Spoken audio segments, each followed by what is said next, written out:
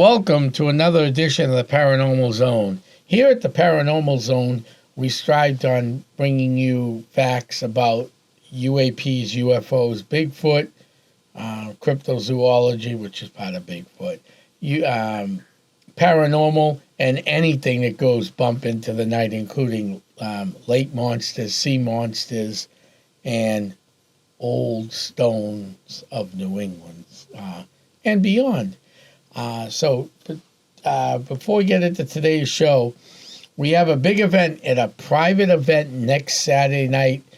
Doors will open at 3. The ghost hunt starts after 6 o'clock. This is by private invitation only, so you can message me on Messenger or text message me at 978-376-2807 or message Paranormal NH and we'll get back to you. But it's a private event, invite only. And then the following Saturday, May 17th, we'll be back at Haunted Hilldale Cemetery for our season opening ghost hunt paranormal investigation at Hilldale Cemetery. So we hope to see you all there. Now let's get into today's shows. Last week's show was a hit, and we talked about, I believe it was sea monsters last week. But this week we're going to talk about an island, a very famous island on the New England coast. It had a famous murder that took place called the Smutty Nose Murder. The Smutty Nose Murder. And today we have our co-host of the show, who is a Smutty Nose historian, Bob Mcdermott, here to talk about the mysteries and the murders at Smutty Nose. Bob, take it away. Thank you, Tom. I'm not sure I'm an expert, but here goes. Smutty Nose murder mysteries dates back to the 1800s. We'll go through a little bit of history so that you understand where it happened. And then what we're going to do at the end of this podcast, I'm not going to give you the results of the actual trial. So you're going to have an opportunity to go ahead and send me who you think was the murderer of these two women. And you can send that to paranormalnh@yahoo.com. Then what I'll do is next week on the podcast, we'll open up with what the actual findings of the trial was. So without further delay, let's get right into it. Smutty Nose is an island in an area off of Maine and New Hampshire coast called the Isle of Shoals. For those of you who live in the area or visit the area, there are many, many tour boats go out to the Island of Shoals. Every summer, it runs all summer long. There's 2 or 3 of them. It's a great take. It's a great afternoon. We encourage you to do it. There are certain islands, like Star Island, you can actually get off and walk around. There's 9 islands, Tom, off of the coast of Maine and New Hampshire. And interesting enough, they were discovered in 1614 by Captain John Smith. He was an explorer who sailed into the Isle of Shoals off of the coast of Maine and New Hampshire and really was taken by the beauty and by the abundance of fishing. In 1623, less than 10 years later, 300 fishermen in 6 sailing schooners actually sailed into the Isle of Shoals, and the fishing industry, which is still going on today, was launched. Correct. And by the way, Bob, just one quick thing I want to add to that. Sorry. Yep. When people hear the Isle of Shoals, what it really means is the shoals of fish. So it's the Isles of Fish. Very good point. That's correct. And it was abundant back then with cod and sea bass and everything else, and it still is today. It's a very big fishing industry there. Smutty Nose Island is really known for 2 things. They're 2 different things, actually, Tom. One is that it was a destination for Blackbeard the pirate.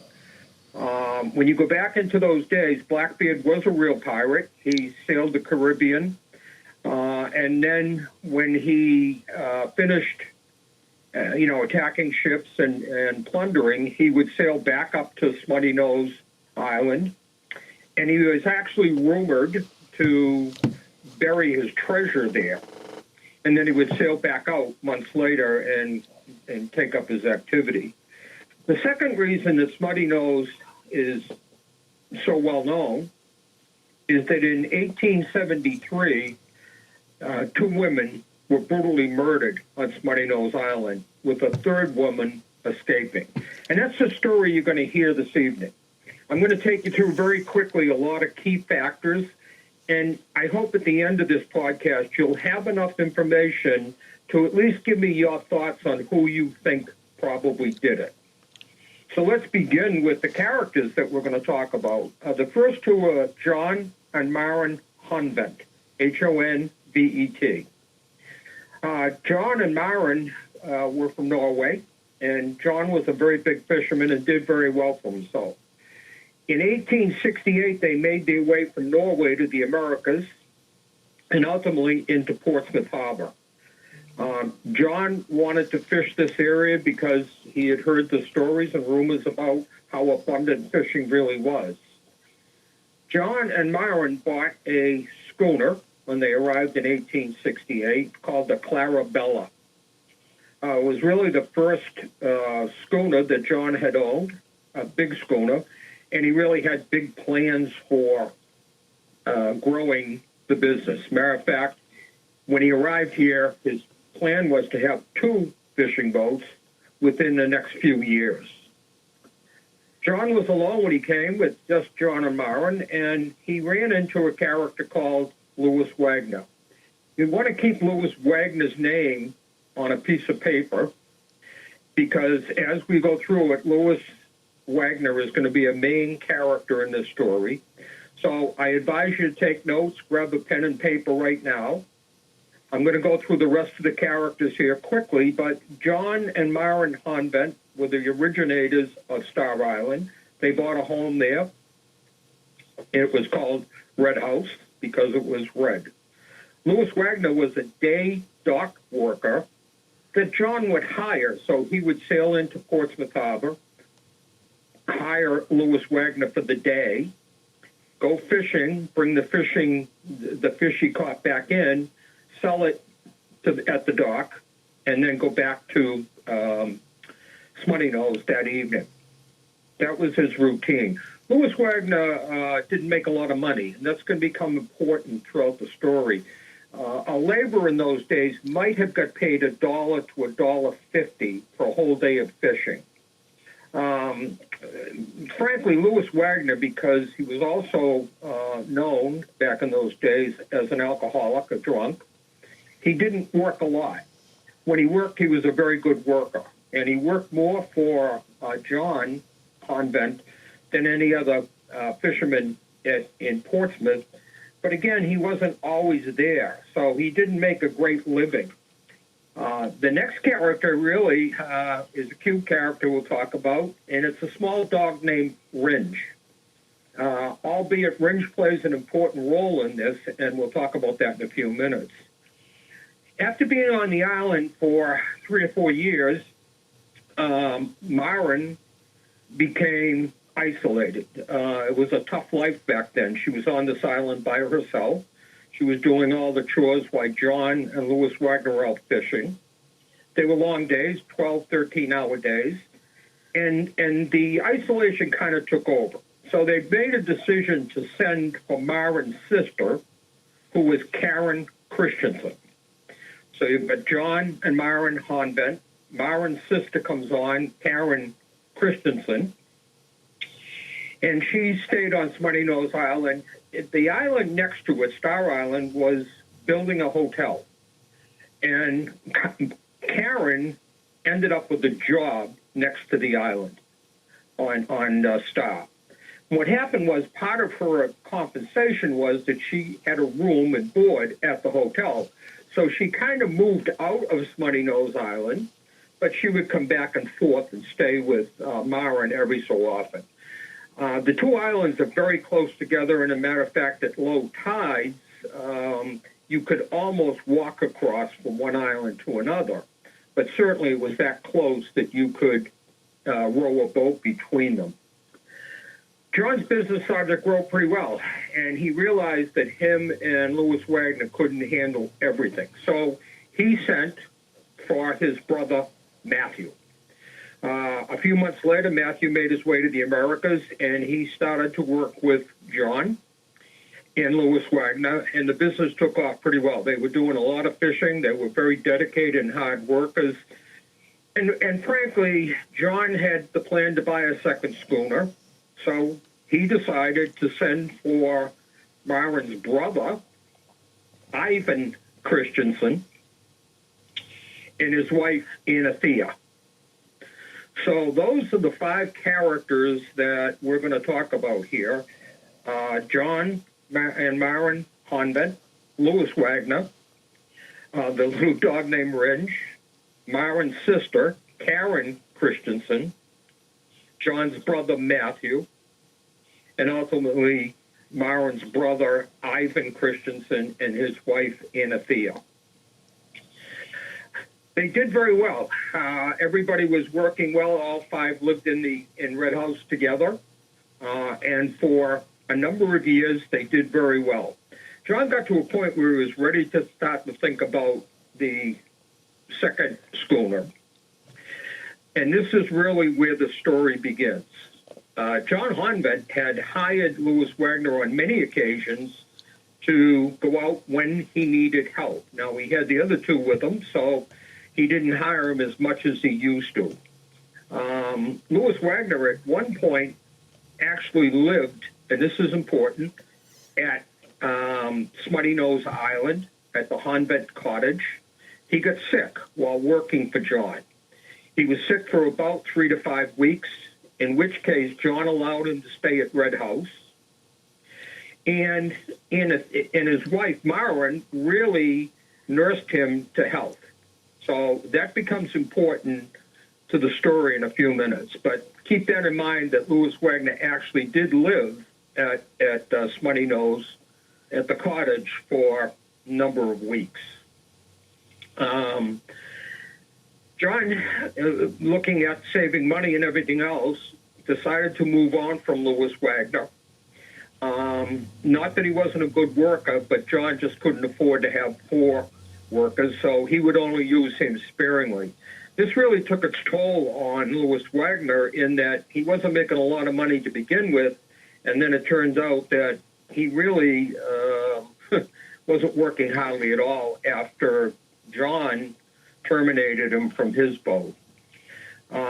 It turns out that Louis Wagner had an affair with a woman who owned a boarding house in Portsmouth, and that's where he was living at the time. The problem was that he was way behind in his rent. He didn't pay her because he just didn't have any money, but because of their relationship, he stayed there for free. The big day came on March 6th, 1873. John, Ivan, and Matthew were out fishing all day, and the weather forced them to come into Portsmouth Harbor a little early, so they thought they'd go in there, catch the train coming up from Boston for their supplies. They'd sell the fish that they had caught, and if the weather didn't get any worse, they'd make their way back to Smutty Nose Island. This becomes really important. Keep in mind, March 6th, they sail into Portsmouth with all intentions of going back to Smutty Nose, but the weather gets severe. The train from Boston is late, so they never quite get back to Smutty Nose Island. John waves down another fisherman that was heading back and said, would you go by Smutty Nose and just tell the girls that we won't be back tonight. We'll be back sometime tomorrow after we fish. As John pulls into the dock in the Clarabella, lo and behold, Louis Wagner is standing on the dock. Louis approaches the 3 gentlemen on the Clarabella, John and his brother and brother-in-law, and he tells them a sad story about he really needs work bad. He's going to be evicted from his boarding house and so forth and so on. John says to him, well, I'll tell you what I'll do. Tomorrow I could use some help. and tonight. So we're going to stay in Portsmouth tonight, and we're going to be at your boarding house in the basement, and we're going to fix the nets, and we're going to get ready for tomorrow. So if you show up at 10 o'clock tonight, I will pay you and take you out with us tomorrow. As they're standing talking, Louis Wagner says to John, can I get anything more permanent moving forward? John explains that, well, here's what I'm doing. I'm buying a second schooner, and his brother, Matthew, is going to captain that particular schooner. And if it all works out, he will allow Louis Wagner to work on that boat full time. When Louis Wagner asked him how he was going to afford a second boat, it's very possible that John Honvet makes the biggest mistake he's made yet. He tells the crew that he has $10,000, which back then was a fortune, in a chest at Red House on Smutty Nose Island. And he's got enough money to buy the second schooner, and he's looking around for it, and it should happen within a couple of weeks of that. So he had saved a ton of money. And back in those days, it was virtually a fortune. So off they go for the evening, and they end up back at the rooming house. The three, John, Matthew, and Ivan, and they start to put together their nets and everything else.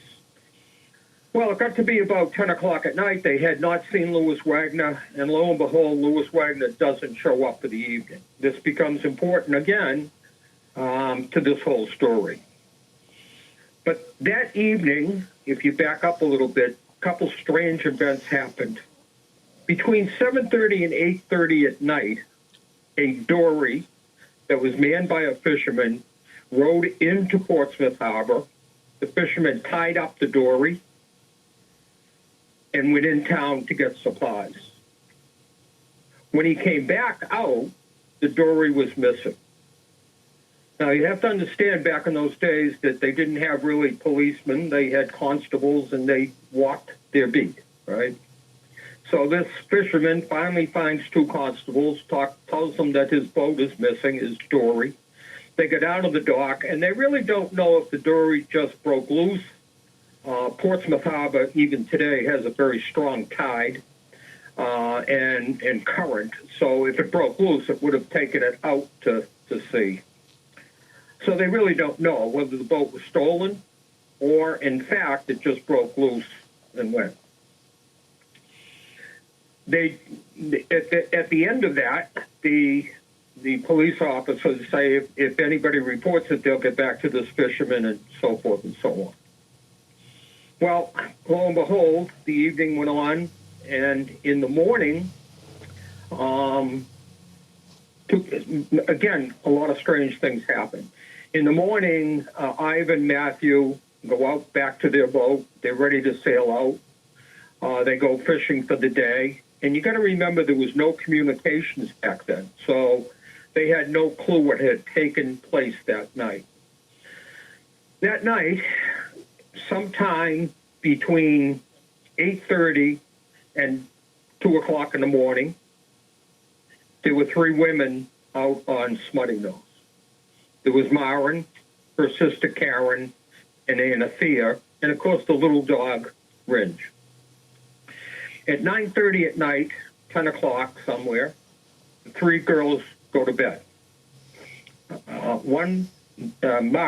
Karen, Myron's sister, is sleeping out in the kitchen area, while the other two girls, Myron and Anathea, are in the bedroom with the dog. Sometime during the evening, all of a sudden, a scuffle breaks out, and Myron and Anathea wake up, and they can hear tables being turned over, and this is important. They hear Karen say, John, please don't do this to me, John. Don't hit me, please, John. Then there was silence. Myron, knowing something seriously was going on, opened the bedroom door, to a horror show. She sees her sister Karen laying on the floor, unconscious, maybe dead at this point. She has the foresight to grab her arm and drag her into the bedroom and slam the door and put the bolt down across the door. After Myron has a chance to examine Karen, she realizes that she's not dead. She's very close to it. She then hears the two girls hear footsteps coming back into Red House. You got to understand, Red House was a fairly small place. It wasn't huge, so there was probably 4 rooms total, all on one floor. All of a sudden, everything goes silent. They now realize that Karen is deceased, and they have to somehow get out of there. They realize an attack had taken place. Myron decides the best escape route was to go out the bedroom window. They opened the window, which was ground level, and they saw somebody standing there. As Anthea goes out the window, she doesn't understand somebody's there. She turns and she is facing this particular individual. She yells, "Oh my God, please don't, Lewis, please don't do this." And all of a sudden the figure hits her in the head with an axe. She immediately goes to the ground, and this attacker hits her again. Myron is still in the bedroom, and she's observing all of this. And then a very strange thing happens.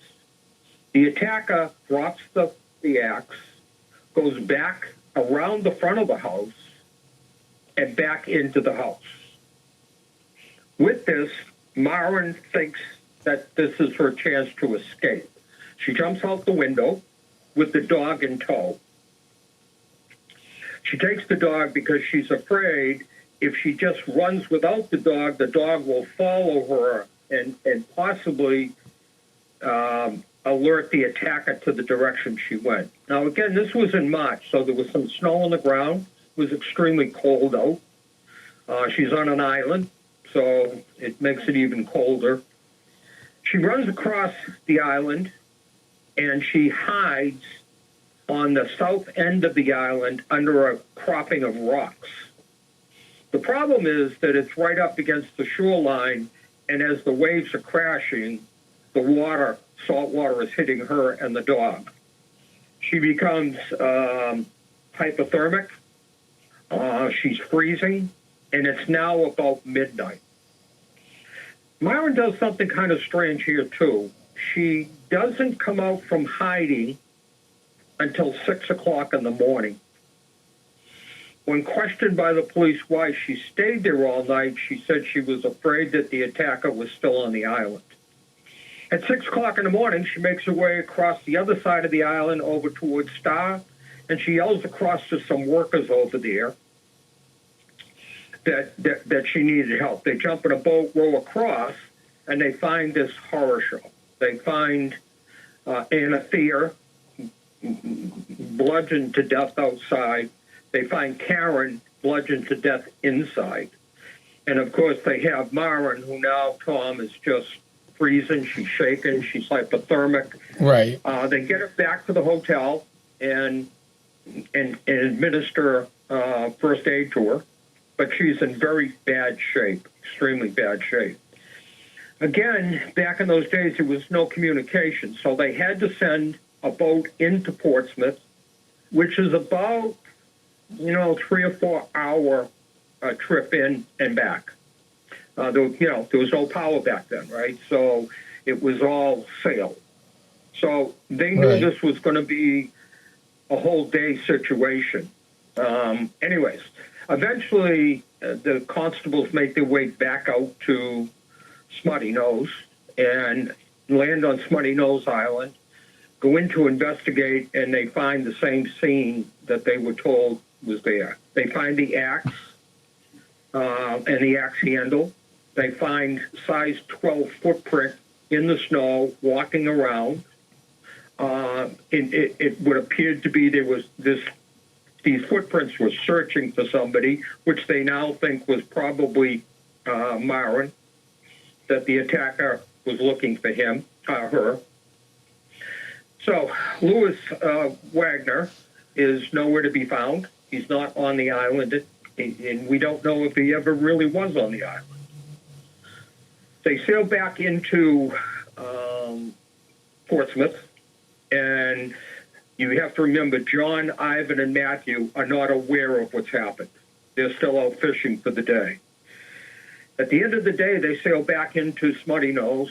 They were going to stop at the island before going in to sell the fish. And, of course, they now are told what's happened, right? Myron is injured severely. Karen is dead. And Thea is dead. They ask all of them who they think it was. And Myron said she thought it was Louis Wagner. But the strange thing is that Karen, her sister, was yelling, John, please don't do this to me. Please, John, you're going to hurt me. So why does she yell John inside Red House during the attack, and yet Anathea yelled Louis outside? So the police are very concerned about this and why this story doesn't seem to gel well. They interview John, and as shaken up as he is, he does tell them that he did fire Louis Wagner weeks before, that Louis Wagner was very upset about that Louis Wagner actually knew the layout of Red House, and he tells a story about talking about the thousands of dollars that he had in a chest at the Smutty Nose Island location. They sail back to Portsmouth with all intent to question Louis Wagner, so they go to his boarding house. And his landlady, who he had a relationship with, tells a story that she hasn't seen him since yesterday. He never returned to the house. That, in fact, he didn't show up until the next morning. But she claims that he said he had some problems. He was getting on the train to Boston to look for more work. So the police rush out to the train station, but the train for Boston had already left. They jump on the next train. They go to Boston. They locate Louis Wagner staying at a rooming house, and they ultimately arrest him and bring him back. Louis Wagner tells the story that after meeting John, Ivan, and Matthew at the dock, that he went to a bar about 7 o'clock at night and started drinking and was there most of the night. Walked out into an alley and passed out. The two constables that were on shift that night walked in and out of that alley all night and testified that they found nobody in the alley. Had somebody been there that night, they would have seen him. So this put in question Louis Wagner even more.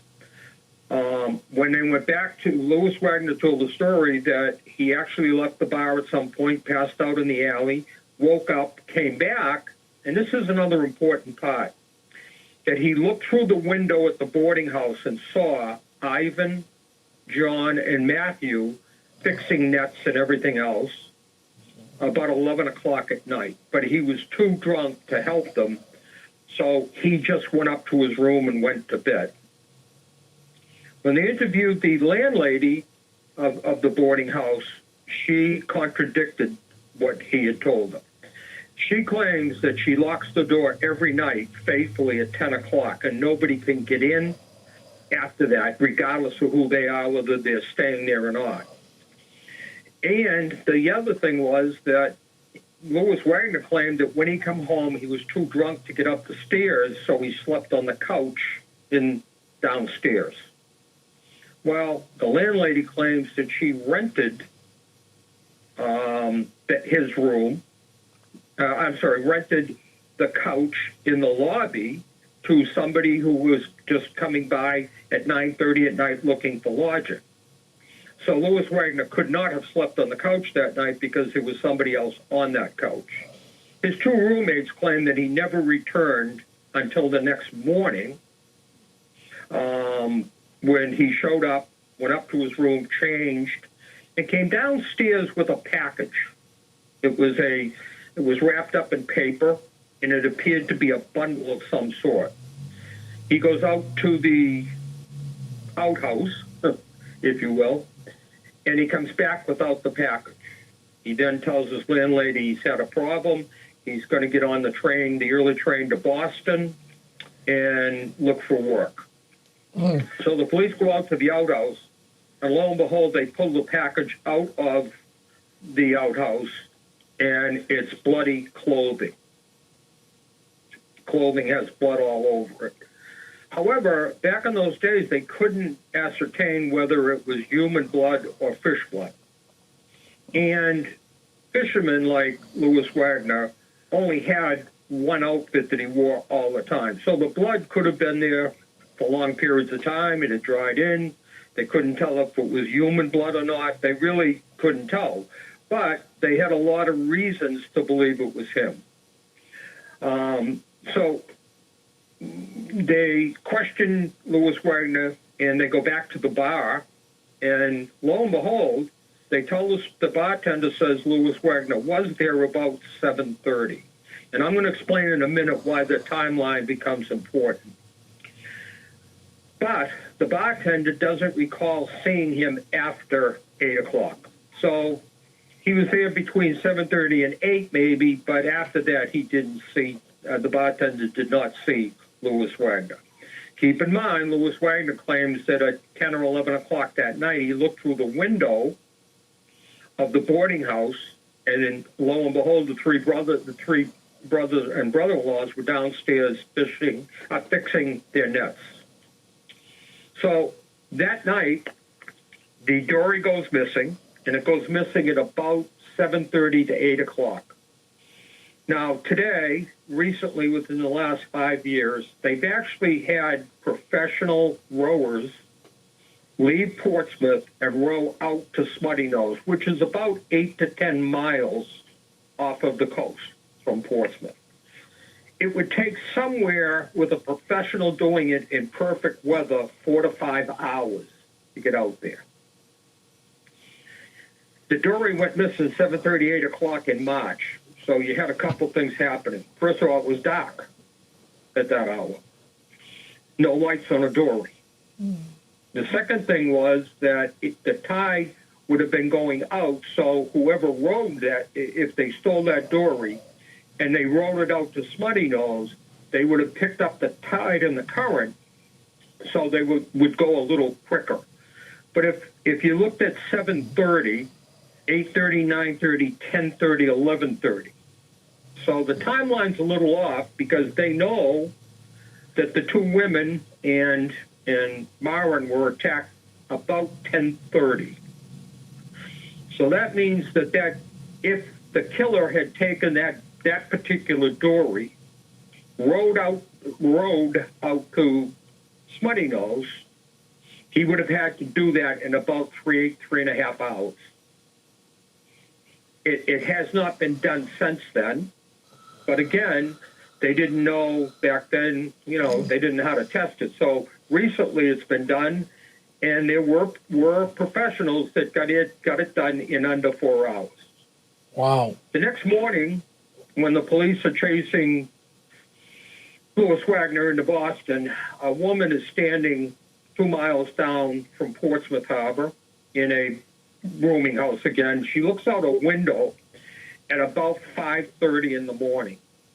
And there is a gentleman pulling up the same dory onto the beach at around 5:30. That gentleman gets out of that dory, heads across into Portsmouth, a path, and he runs across two brothers that will later testify that they recognized him as Louis Wagner. They claim they knew Louis Wagner from Portsmouth, and they made an ID of Louis Wagner at 5:30 in the morning, walking back in to Portsmouth from this dory. So the question you have to ask yourself, is this the stolen dory that went missing the night before? So that's basically the story. That's what you have. Now, here are some of the strange things that you should be writing down. Number one, there's no doubt that Louis Wagner, the night before, knew that there was quite a lot of money in a chest on Smutty Nose Island. Number two, Louis Wagner knew that John, Ivan, and Matthew were not going back to Smutty Nose that night. He also knew that there were only two women, which he thought at the time two women, on Smutty Nose, because Karen used to stay over at the hotel right across the way. But that night, she made a fatal mistake by coming home. So Louis Wagner had all of this information at his disposal. He also had stayed and lived at Red House when he was sick, so he knew the layout of the house. But the strange thing is that the chest that the money was in was never searched. So keep that in mind. The chest that the money was in was never searched. But there was a second chest that was searched in the bedroom. And in that chest, there were, and this becomes important, there was 3 silver dollars, 10 pennies, a couple of nickels and dimes, a little bit of cash, less than $10, $15, and a pearl button was missing. When the police arrested Louis Wagner, he had on him 10 pennies, a couple of nickels and dimes, and the ivory or pearl button on his possession. He didn't have all of the $10 or $15 in cash, but they found out that when he landed in Boston, he went to a haberdasher, which back then they used to make hats and clothing. That's what they did for a living. And the haberdasher knew Louis Wagner from other visits, and he came in and he bought a new shirt, pants, shoes, and a hat. And that all cost, I think it was $6 or $8. So out of the 10 or 15, there was still $4 or $5 left. And they, in fact, found $4 or $5 on Louis Wagner when they arrested him. Louis Wagner maintained his innocence. What happened next was that because Smutty Nose and the Isle of Shoals is divided by ports, by Maine and New Hampshire, Maine took charge of the trial. They said it happened on the Maine side of Smutty Nose, so they had custody. When he was taken into custody and transported to Maine, right over the line, the Maine authorities had an idea, and that was to bring his mother in and have her say to him, listen, please don't let them hang you. If you're innocent, that would break my heart. So she said, just tell me the truth. Louis Wagner, right to that point, had said he did not kill these women. So you have basically the story. There is some twists and turns, so we just don't have time to tell you the rest of them. But if you want to send me an email to paranormalnh@yahoo.com, ask any questions that I didn't hit on or any confusion you might have. But more importantly, I want you to then send me who you think might have done it. All right. For example, was it Marin who actually orchestrated this whole thing? Right. Right? Because Correct. Marin spent quite a lot of time alone during the day with Wagner when he was recovering on the island. Was it orchestrated by somebody else? Was it orchestrated by John? Was it orchestrated by somebody else that partnered up? So there's a lot of questions as to what Louis Wagner's innocence or guilt was. And I will give you the final resolve of this next week. But I want you to send me and Tom this who you think might have done it, but tell me why. And we'll broadcast this next Monday on this podcast. So questions or comments, I'd like to send it to paranormalnh@yahoo.com. So, Tom, let's do this for our listeners. Yeah. Why don't you ask me any questions that you're a little confused on? Because we went through this very quickly. Yeah. This is about a 2-hour presentation, okay?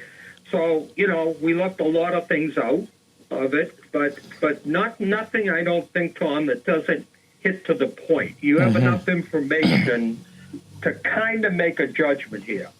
I think that our listeners have to understand that back in 1873, there was no DNA, no blood samples. Many people were convicted on circumstantial evidence. Today, with the lack of evidence, that this probably would have got thrown out of court if we tried it under our standards today. Very similar to Lizzie Borden, if you know that story. Correct. So you can't sit here today and apply DNA and everything else to that because they didn't have it back then. So like the jurors back then, you have to make a decision on basically what you've just heard. So why don't we take a few minutes, Tom, and let's clear up any points that I didn't hit to that you may be confused about. Well, no, actually, you hit on all the good points, Bob. I think we gotta. If you're looking at this, first of all, they had the murder weapon, which we know they have. Right, and that's, by the way, in a museum in Portsmouth today. Oh, it is? What museum? If somebody wants to go look at it. I think it's the Historical Society's museum that they actually have the axe handle and the head of the axe. Oh, wow. There was a lot of blood, obviously, on it. It was definitely the murder weapon. There's no doubt about that. Again, when people say, well, why wouldn't he gotten rid of that, or whoever it was? Why didn't they throw it in the ocean? Why didn't they take it with them? They don't know the answer to that. That was never documented. They did find the axe broken, but they found the head and the handle, and they kept it, and it's now in a museum. I think it's the Historical Society's museum. Oh, wow. So I think one of the things, Tom, that always, when I tell this story, I don't understand why Karen, Marin's sister, who was sleeping out, in the kitchen area, yells, John, please don't hit me again, John. Please, I'm begging you, John. Right. She knows Louis Wagner. She knows John Honvent, right? It's her brother-in-law. She had lived with them. Now, granted, it's dark. They only had candles. They didn't have electricity back then. Right. So when they blew out the candle, it was pitch black. When the attacker came in, he or she did not expect to find anybody sleeping out there because Karen normally would have been across the way. Correct. And yet she yells, John, 3 or 4 times. So where was John the next day after all this went down? Okay, so John, Ivan, and Matthew, remember now, they got up the next morning, right? Mm-hmm. Got on the Clarabella, went back out fishing again. Okay. So the murders take place the night before. They don't know that until they sail back the following afternoon to Smutty Nose. And they actually see all of the, activity around the island. They pull in, and that's when they find out that this has taken place. Right. So that's interesting. So they went out fishing, not knowing nothing happened. That's right. They had no clue anything had happened. Louis Wagner was nowhere to be found, so they didn't wait for him the next day. They just got on the boat and went back out again, which was their routine. They had John and Matthew and Ivan had stayed over in Portsmouth Harbor many a night to get ready for the next day. So they would virtually be gone say they left on Monday, many times they didn't come back to Smutty Nose till Tuesday night. Well, yeah, that's the way fishing went. So, Yeah. whatever it's happened to interesting. Yep. the guy that disappeared? Did they ever find him? Which one? You mean the guy that had the dory? Yeah. Yeah. Well, remember, he sails in the night before. He ties up the dory. He goes in town to buy supplies. He goes back. The dory is gone. The theory there was that somebody grabbed that dory at about 7:30.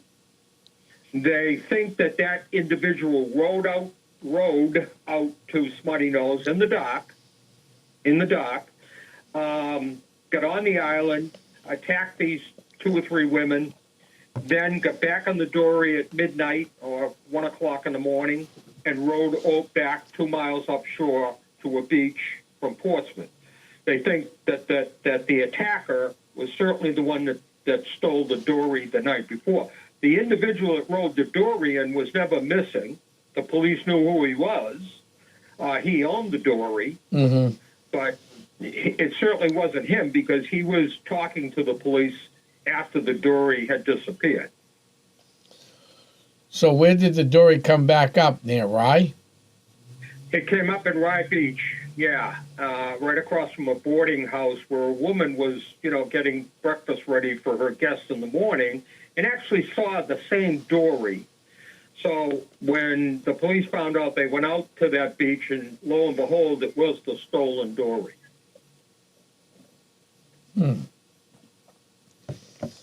Now, the 2 brothers that identified Louis Wagner walking back into town that morning said they knew him very well. They knew who he was. They recognized him. And, in fact, it said good morning and have a nice day and so forth to him. So they didn't just see him from afar. They actually maintained, at least during testimony, that they talked to Louis Wagner at about 5:30 in the morning.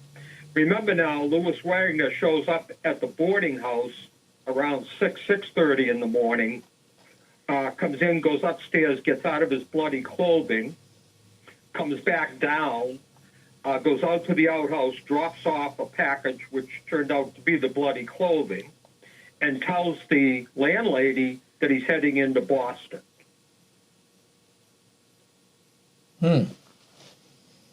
That's even more interesting. Yeah, so again, I think that there are some twists and turns to this. And after doing this presentation in stand-up libraries, this is the first time, by the way, that we've done this, you and I, on a podcast. It's usually correct. We do it with an audience, and a lot of questions come up. Certainly, the question of why would Louis Wagner, Tom? I say this to every group I do this to. Why would Louis Wagner say that he saw Ivan, John, and Matthew in the basement of the boarding house at about 10:30, 11 o'clock, if in fact he was out on Smutty Nose killing the 2 women? Because if for any reason John, Ivan, and Matthew weren't in the basement, then his story falls apart completely. Right. Right? So why take that chance? Why say anything? Why not just say, I came back to the boarding house, I couldn't get in, the door was locked, I went and slept in a woods someplace. Right. Right? He doesn't have to say that he saw the 3 people in the basement. So I question why Louis Wagner would put himself in that position if he didn't have to. Now, again, was he the brightest bulb in the tree? No. Louis Wagner was a drunk. There's no doubt about this. Louis Wagner explains the money to the police that he had left over, that he worked for another fisherman that day, that next day, and that's why he couldn't be seen. But he had $4 or $5 on him, and he had bought clothing and everything else. Now, again, go back to what I said earlier. A day dock guy like that goes out, works for a boat. He gets paid every day, but he only gets paid $1 to $1.50. Correct. So where's the rest of the money come from? The second thing is that is compelling here is the pearl button. You know, that pearl button was identified by Myron as being in the chest in the bedroom. Right. So how does he end up with that pearl button? Now, a good lawyer might make a case that he stole that button while he was recovering on Smutty Nose months earlier. Right. Right? I mean, you Correct. can make a case for that. Yeah. If you're a good attorney, he certainly had access to that chest. You know, Myron and him were alone in Smutty Nose every day while the guys were out fishing.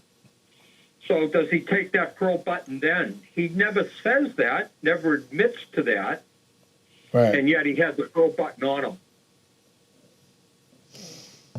Yeah, that is interesting. Yeah.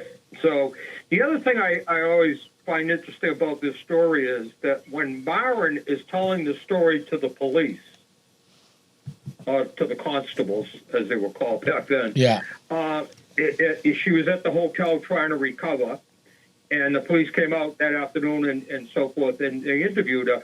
Why did she tell the story that her sister Karen yelled, "John, John, John," on 3 or 4 occasions, if Myron really believed it was Louis Wagner?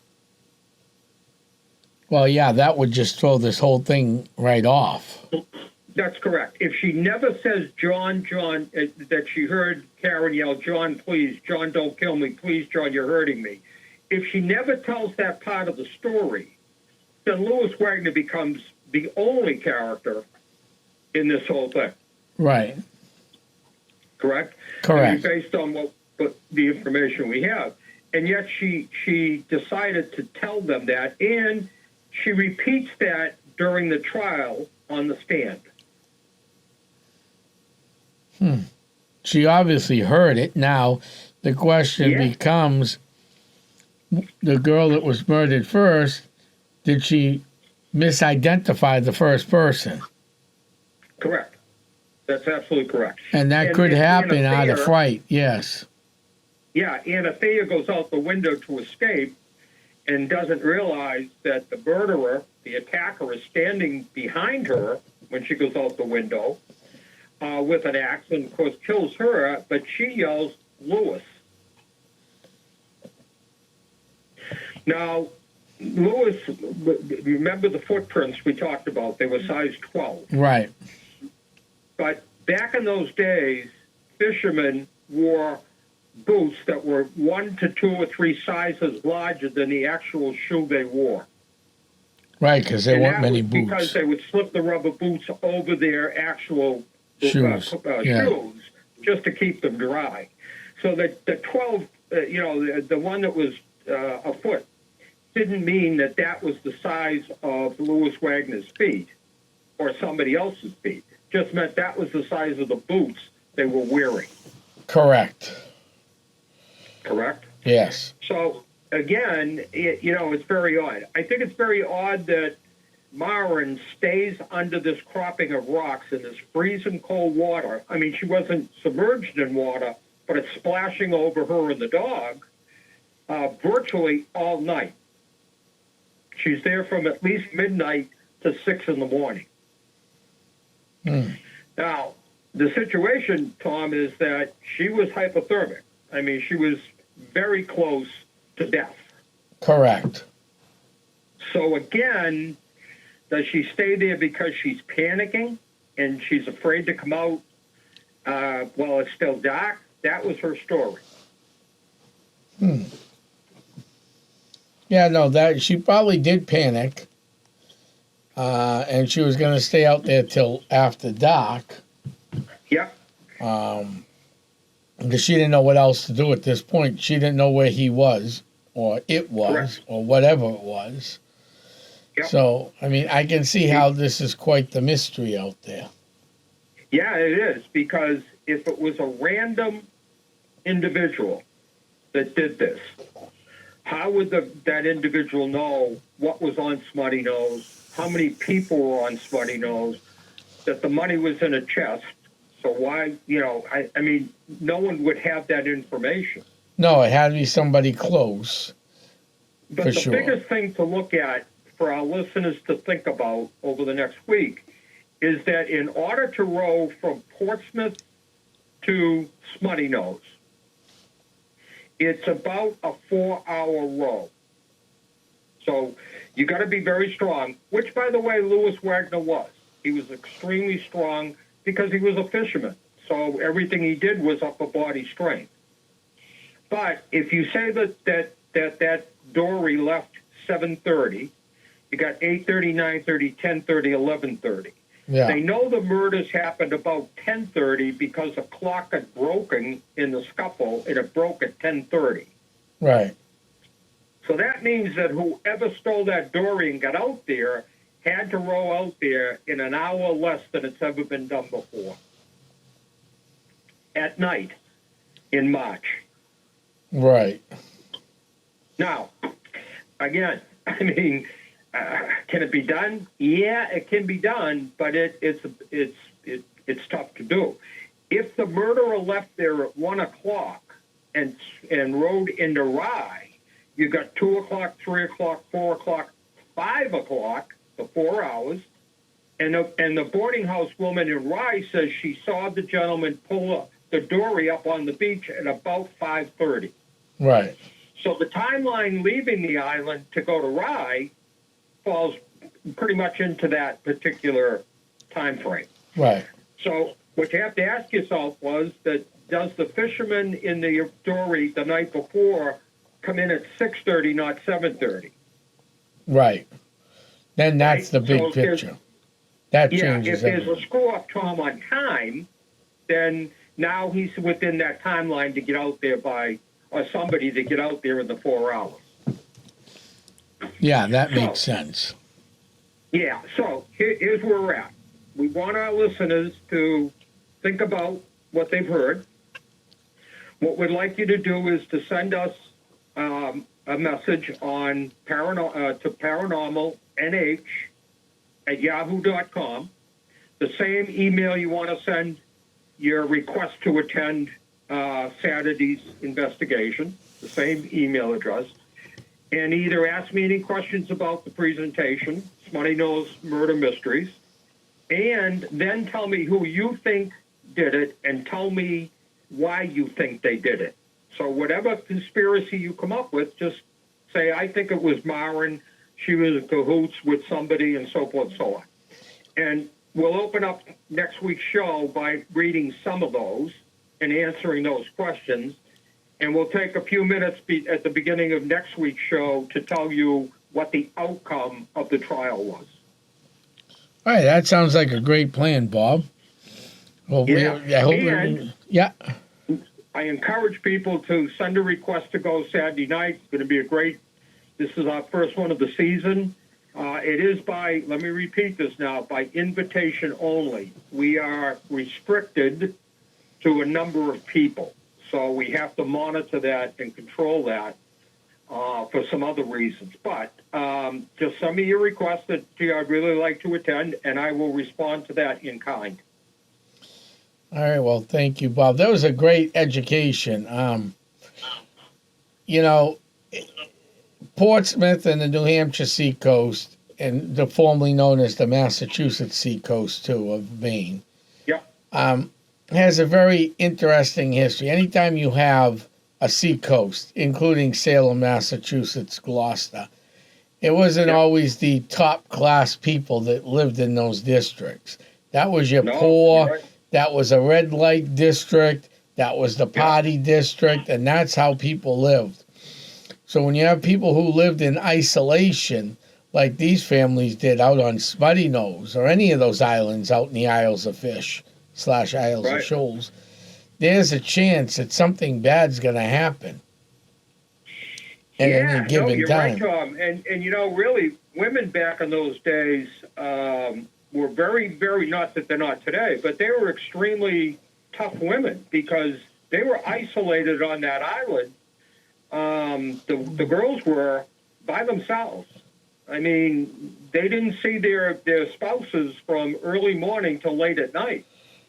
So they took care of any livestock. They took care of all, cooking and cleaning and laundry. And I mean, they had very, very tough jobs to do. Right. Extremely tough jobs And to of do. course, obviously, in the back of their mind, were their spouses coming home? Because a lot of fishermen did not come home That's correct. for whatever That's a very good reason, point. due to an overturned ship, piracy. Yep. A million things could have happened. Yeah, you know, as a sidebar to the story, one of the things we talk about when we have time is that I believe it's Star Island that the rumor was that Blackbeard buried his treasure on Star Island, Mm-hmm.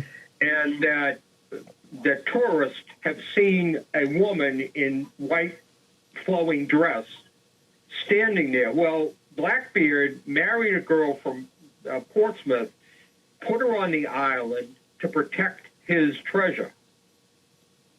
So she was there with a very hand-selected group of people, men, that he trusted to protect his treasure. Well, when Blackbeard made his final trip to the Caribbean, he was actually captured by the British.